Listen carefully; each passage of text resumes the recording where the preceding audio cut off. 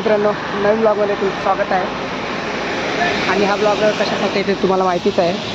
तर हे बघा, इथे पोस्टर लावलेलं आहे, Maharashtra riders family 1 year anniversary, welcome to Maharashtra riders, we'll have to make the right, म्हणजे हा बाण इकडे दाखवलेला आहे।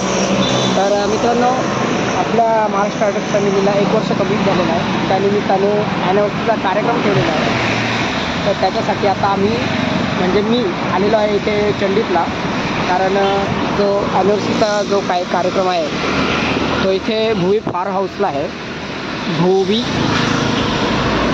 Bhuvi farm house.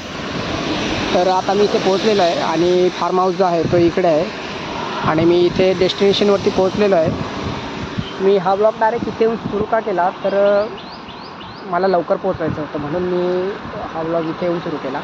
त्याचं कारण असं आहे तर मी कामावर गेलेलो आणि मला लेट झालं, मी तिथून निघले 5 वाजता, पण आता इथे पोहोचायला मला 50 मिनटं लागले। तर आता 5:50 झाले आणि आपण डेस्टिनेशनवरती पोहोचलेलो आहे।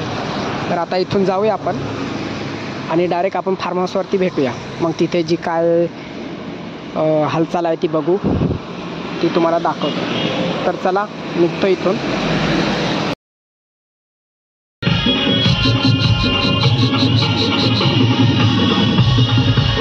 तर मित्रांनो, आता मी इथे पोहोचलेलो आहे भुवी फार्म हाऊसला, हे बघू शकता।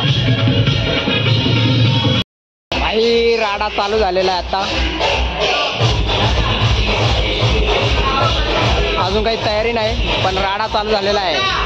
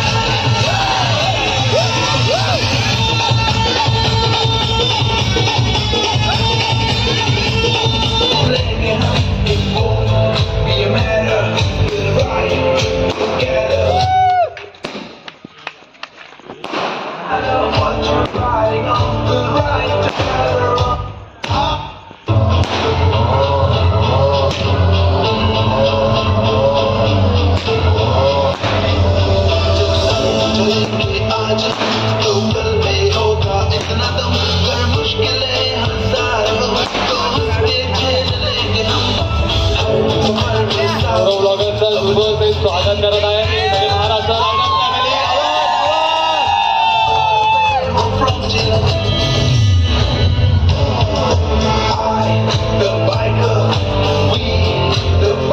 गौरव लॉगरची एंट्री झाली. सगळ्यांनी टाळ्यांचा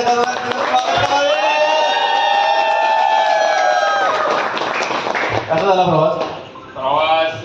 एकदम दणदणीत होता. बरं झालं एक्सप्रेस आणली. C9 आणणार होतो आणि नशीब नाही आणली.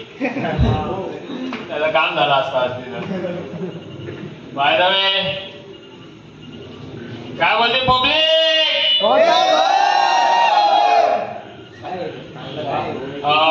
फर्स्ट अॅनिव्हर्सरीच्या महाराष्ट्र रायडर्स फॅमिलीला माझ्याकडून खूप खूप शुभेच्छा. असे तुम्ही ग्रोथ करत घ्या. अजून नवीन रायडर्सला एंट्री करा आणि एक मिसाईल ग्रुप बनवा.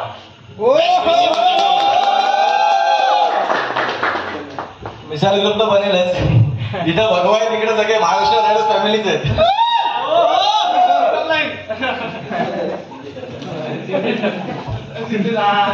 पूर्ण डिफरंट आहे. तुम्ही लोक जॅकेट आणि पॅन्ट घालतात, मी जर्सी आणि पॅन्ट घालतो. एवढा आपला डिफरन्स आहे. तुम्ही लोक रायडिंग शूज घालतात, मी MX बूट्स घालतो.